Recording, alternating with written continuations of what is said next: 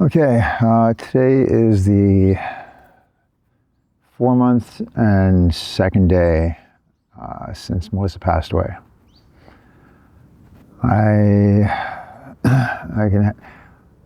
Overall, again, I'm feeling, it's strange to follow that up with overall I'm feeling more positive, but it's hard to feel more negative than I did for the first couple months. So there's that. Let's start this off with some positives. Last night, I think I had the best night's sleep that I've had, and I can't think of when. I got close to 8 hours. And most importantly, I think one of the reasons I got that, I think, is for some reason that I can't explain, I didn't have the crazy thought spirals that I get like at 4 o'clock in the morning when I wake up thinking of all the things that are going to derail my future, and it's almost always money-based. And that's one of the things I think that makes me feel guilty half the time, is that as much as I deeply and genuinely miss my wife, who's, I've said in the past and will say forever, is my favorite person ever. Again, I love her so much. I miss her so much. None of that's changed. None of that's changed at all. But it's the things that stress me out seem to always have something to do with money, and that makes me feel guilty, like money is more important than her. It's not. It's not in any way, but it's where a lot of the stress is coming from.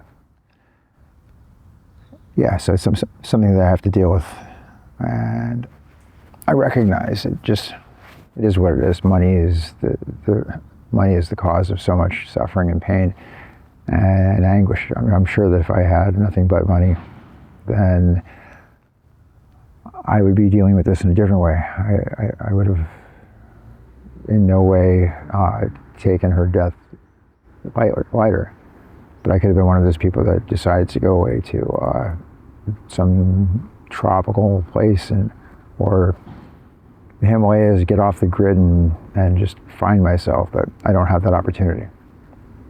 I have more opportunity than some people, and I appreciate that, but we all have our own thing. They're not really comparable, so I have to deal with this how I deal with it, and you all have to deal with it the way you have to deal with it, and none of it's admirable. None of us want to do it. So anyway, generally a better feeling, a better outlook, I think.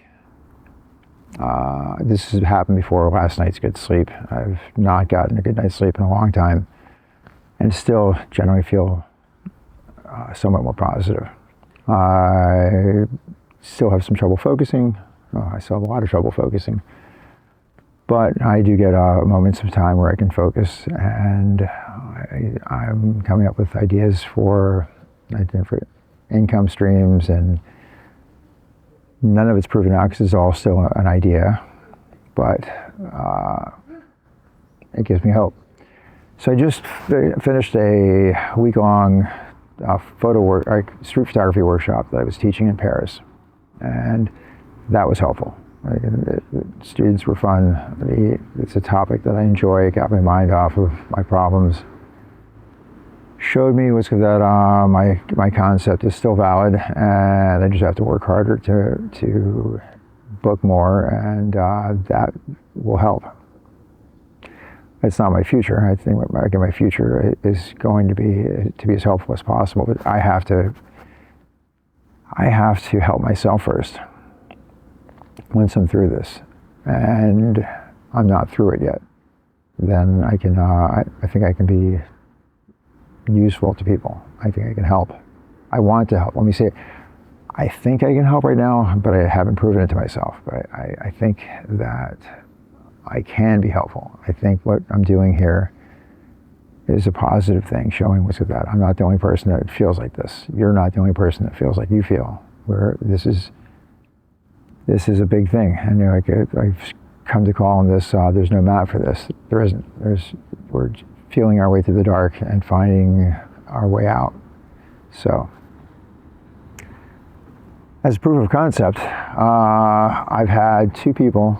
I never expected this to take off. I didn't expect anything in the beginning. I didn't expect this to be shared to start with. So, but I have recently had two people reach out. One, again, finding through the videos that they were in a very similar spot. They had similar relationships with their wife, and they were in anyway, they reached out with just very brave and heartfelt stories, which made me both feel bad for them and appreciate the love that they had, like I have. And again, just proving that I'm not alone, that you aren't alone, that this isn't unique, but it's hard to talk about.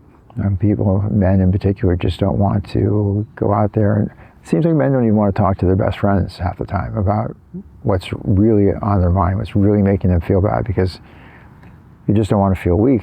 And I don't think that that's true. It doesn't mean you're weak if you own up to how you feel.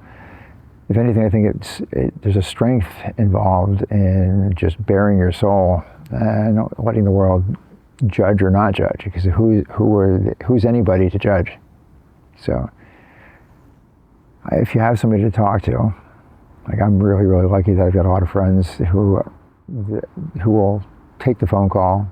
No one here, unfortunately. It's again, this isn't my home country. This isn't where I grew up. This isn't where my roots are. So I'm constantly on the phone, and very lucky that I know people in a lot of places, and they will take my phone call and listen to me talk ad nauseum, and that's helpful. I don't really need them to say much back, just to listen.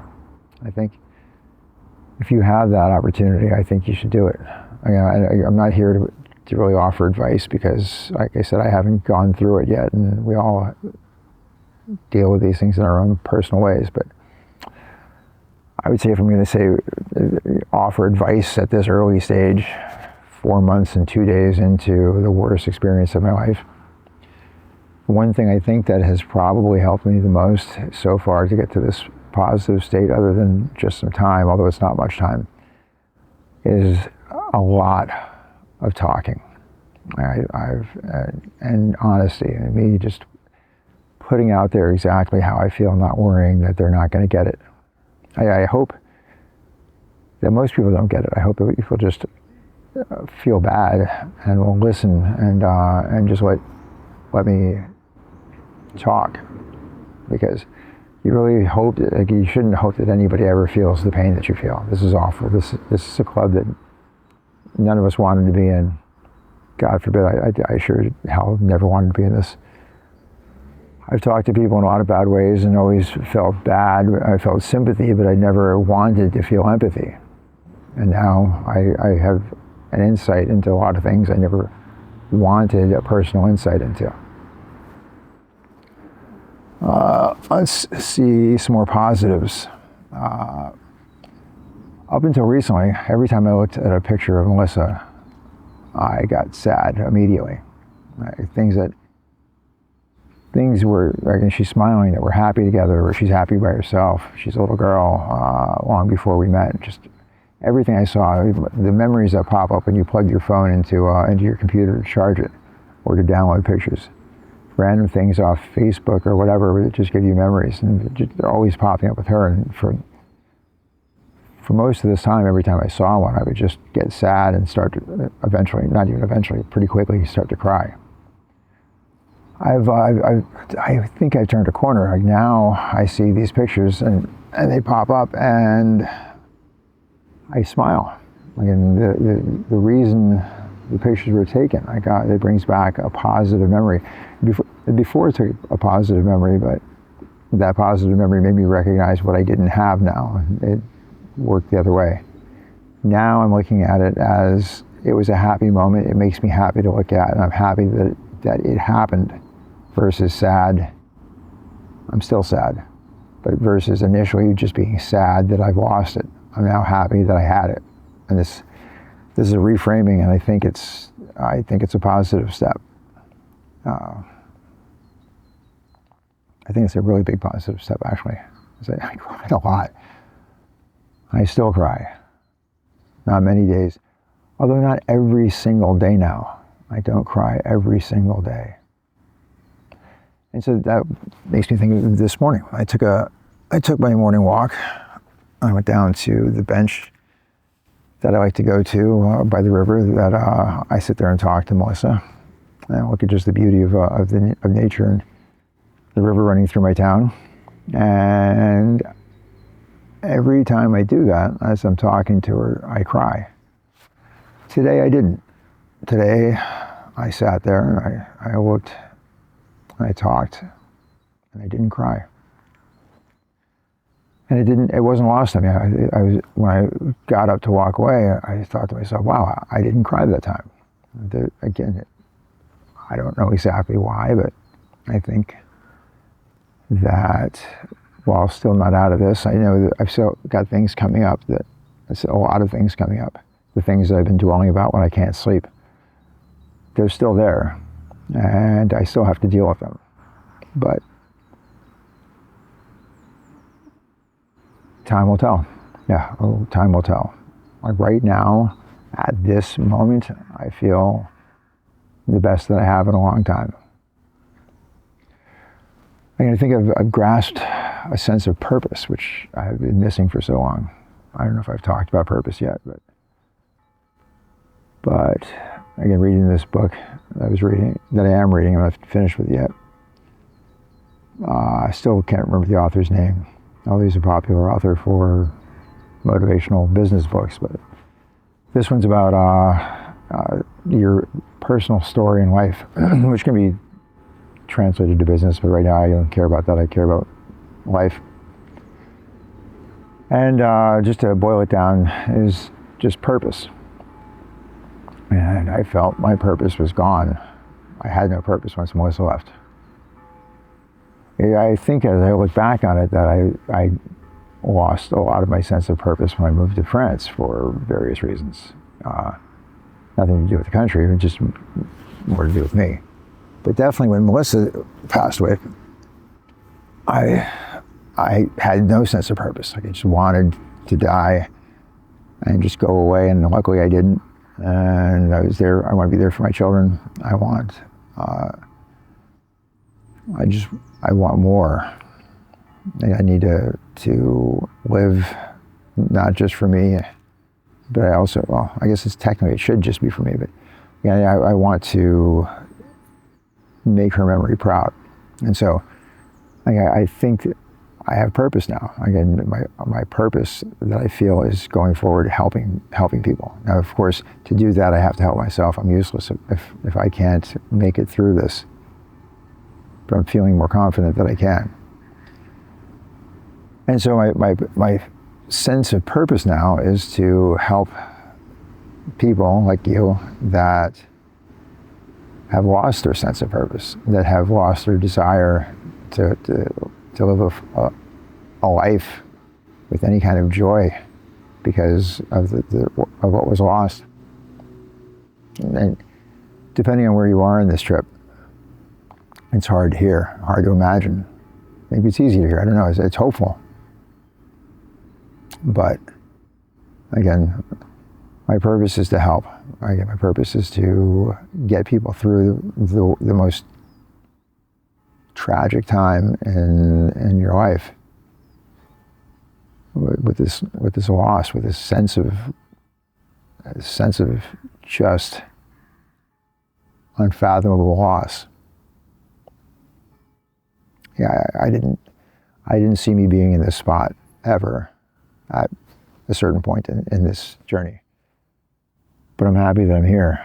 I hoped I would get here, and here's not even where I want to be, because here's just better than there. But better than there is a good thing. A low bar, but a good thing. So I think about it I think about it a lot now. Just that I can help people. Keep saying I'm not there yet, but it gives me a sense of hope and a sense of purpose, both of which are great things. Yeah, so I'll keep you informed. Hopefully I get through this fast. or however long it takes. It takes what it takes. There's no speeding it up. It's got to run its course. But I hopefully will have some advice to offer, something, or just. So right now, the only advice I have to offer is just talk it out. And just don't find people who are going to try to solve it for you. Again, that's not where you're not at the solving point.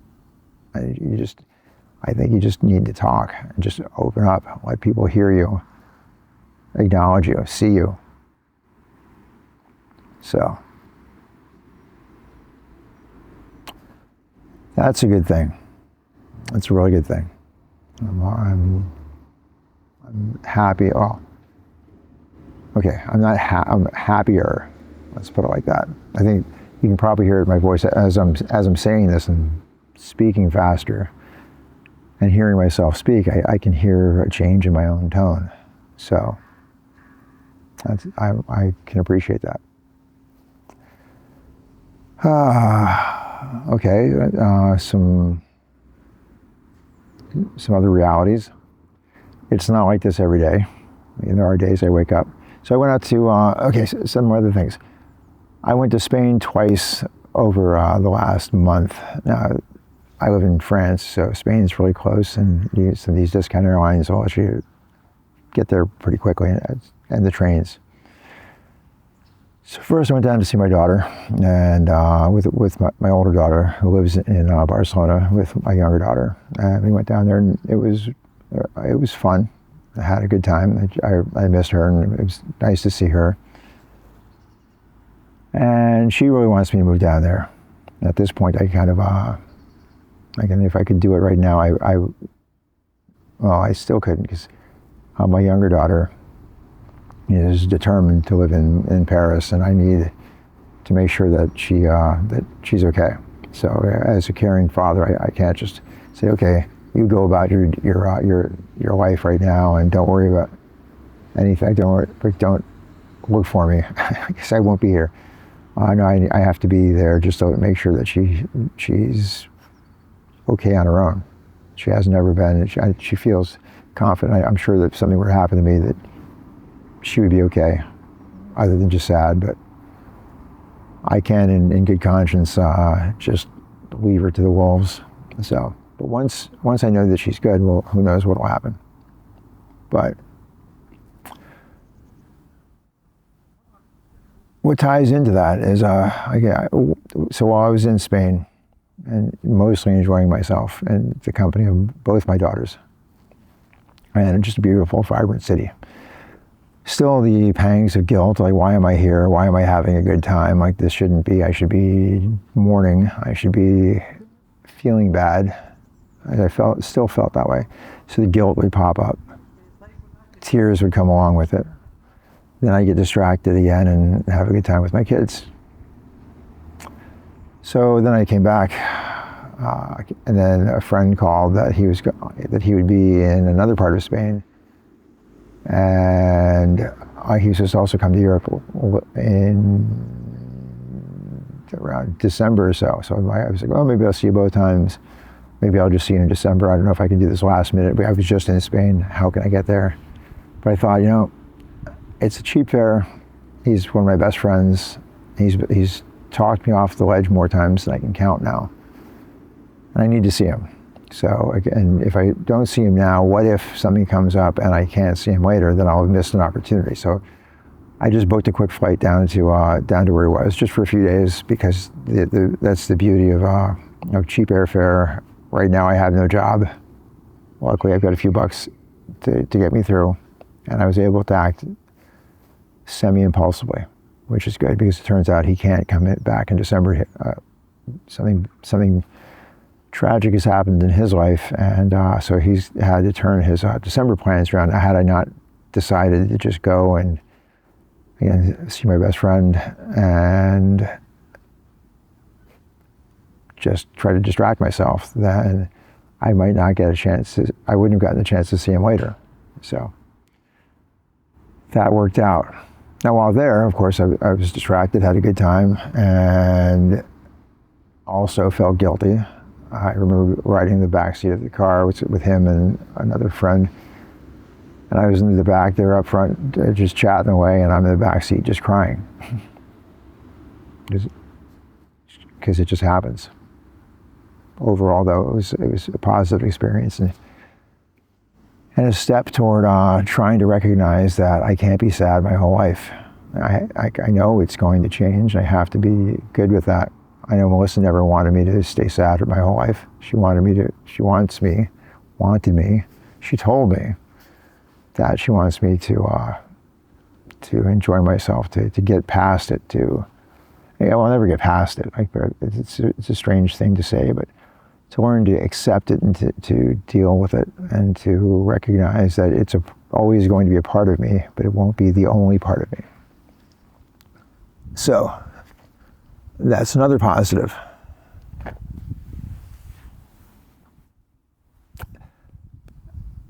I think with Spain is nice is that every time I go back into Paris, and so I just spent a week there, and it's painful for me. It's legitimately painful. I walk around and everywhere, and it's a wonderful city. Possibly, again, one of my favorite cities in the world, if not my favorite city in the world, and that's one of the reasons we moved to France, not to Paris. We moved to France to begin with, and then moving to Paris, because we both loved it so much. But because of that, every step I take in the city just gives me a pang of anxiety and grief, because I just see her everywhere. Everywhere I look, I associate the city with her as if it were hers, as if it were named Melissa. It's awful. Again, I don't want to associate the city with this much pain. Everywhere I look, I see places we were. I'm like, oh, we ate there. We met with a friend there. We wanted to live there. We wanted to eat there. We wanted to eat there. We have eaten there. We wanted to go to that show. We wanted to see that place. And everywhere has a memory. I was walking by a spot the other day, and I remember having a workshop there, actually. And it was raining. We stopped in. And we're all sitting there having a good time. And what popped into my mind is that two people from that sitting are dead now. Melissa and one of the attendees who happened to be a friend.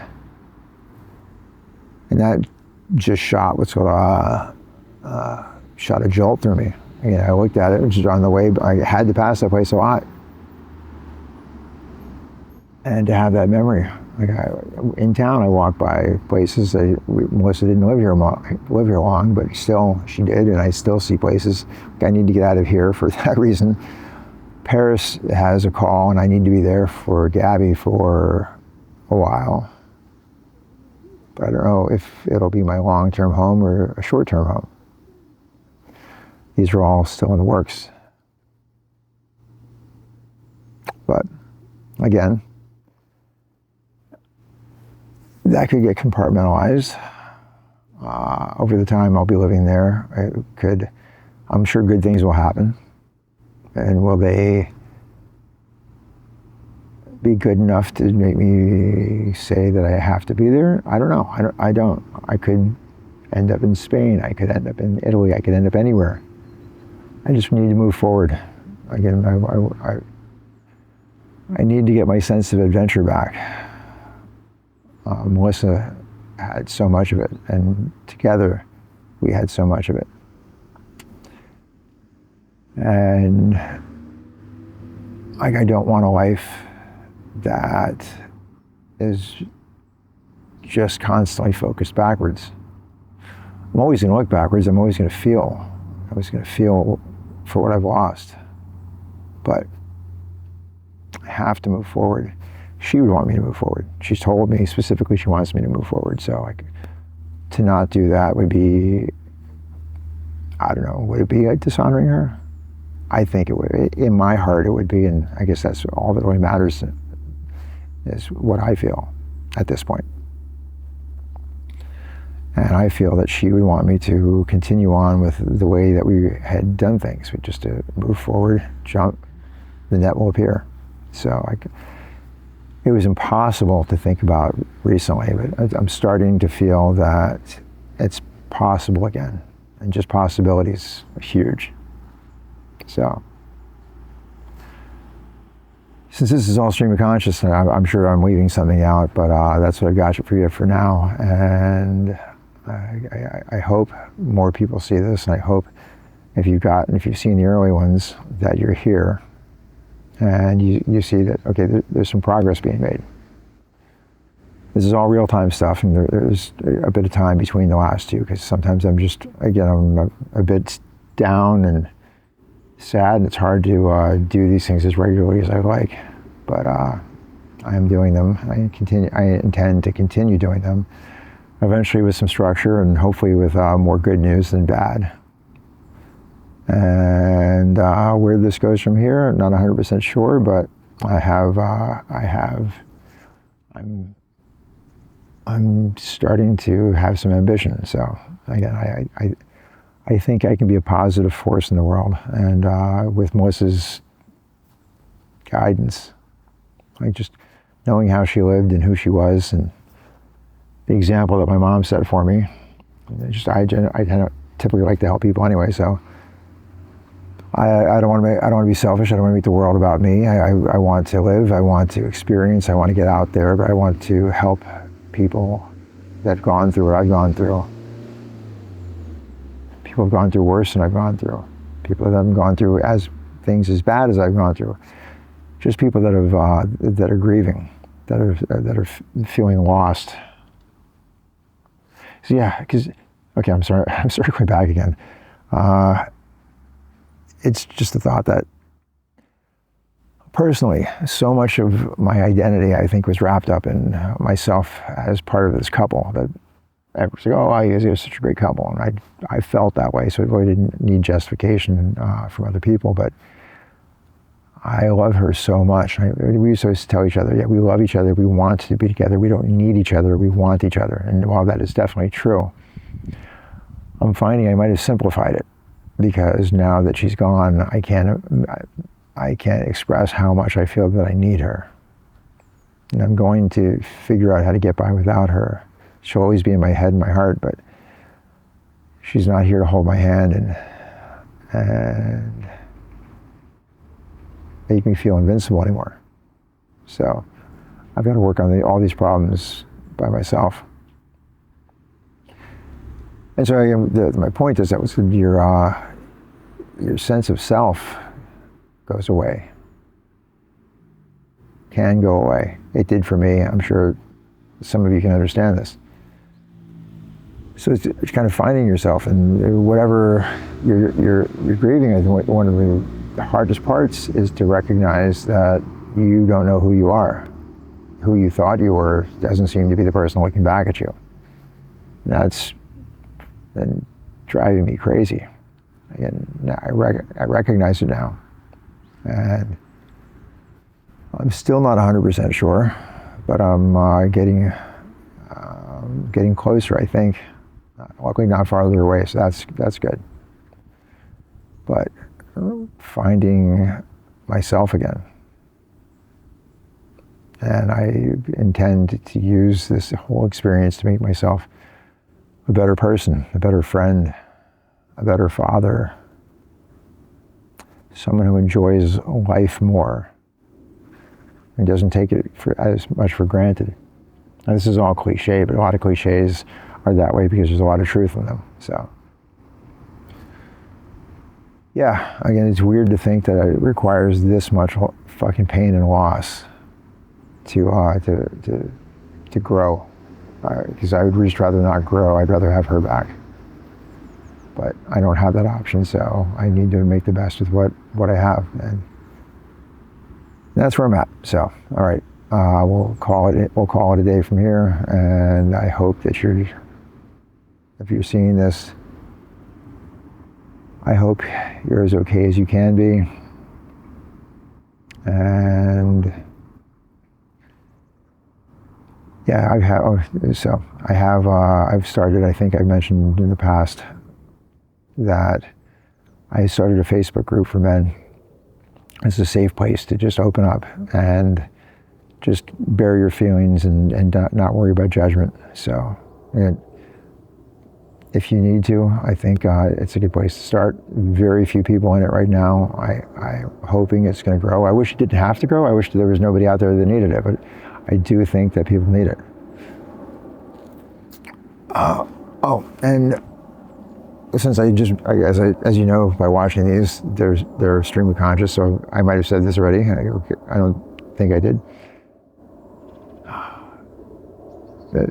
I think I did talk about it. Anyway, I had some people reach out, and then they bared their souls, and then they withdrew their comments, and so now they're not there. One was on the Facebook group, one was just on the video, and we had a nice little dialogue going, and then he deleted it all. And then the person on Facebook who had run across the video joined up in the Facebook group, had posted a really soul-bearing, lovely, sad story, and then he withdrew it. And I understand. I completely understand. It just, but the beautiful part is that people found it. People thought for a moment that they can bare their souls, and then they thought otherwise, and they withdrew. But I just want people to know that it's okay. It's good. It's okay. It helps. Yes, however you got to do it. But hopefully you find some help, whether it's through the Facebook group I started, leaving messages in the comments here, both, neither. I found through the online therapy that I'm taking that there's an organization out of England that's a nonprofit that has a whole bunch of different spaces. One's for guys. It's not just for grief, it's just for guys in general to open up without judgment. So I'm going to be looking into these things too, and there's fine resources for us. So anyway, okay, I've said this before, I'll say it now and actually mean it. I'm going to sign off, and until next time, see you then.